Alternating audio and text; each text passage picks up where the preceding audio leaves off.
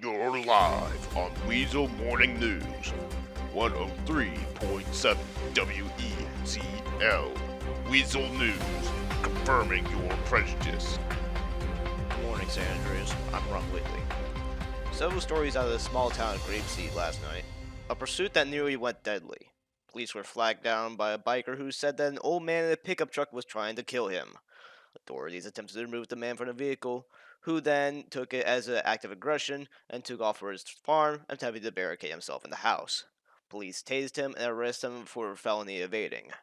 It later was apparent that the old man was trying to protect his farm from the biker, who continually trespassed and tried to run him over. Or so he said. More on that later. We've all heard of roid rage, but have you heard of protein rage?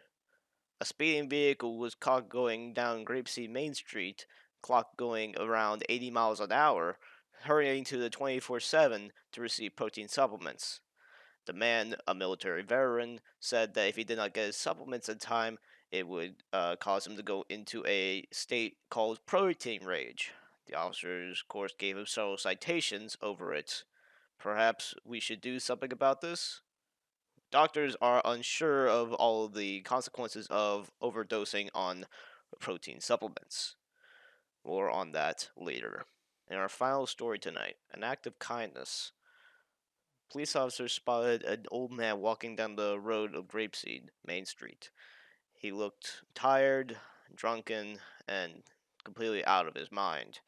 When they approached him, they found out he was a homeless Vietnam War veteran who had been down on his luck for the past 40 years. He would just wanted to have some help. He'd been thrown out of nearly every single homeless shelter. The authorities took him to the closest homeless shelter and assured him that he would get some help.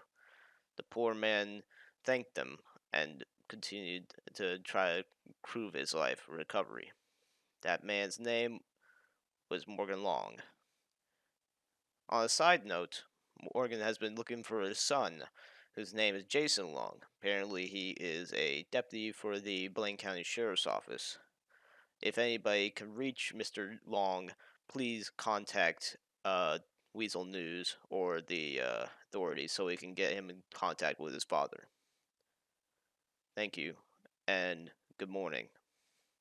Weazel News, confirming your prejudice.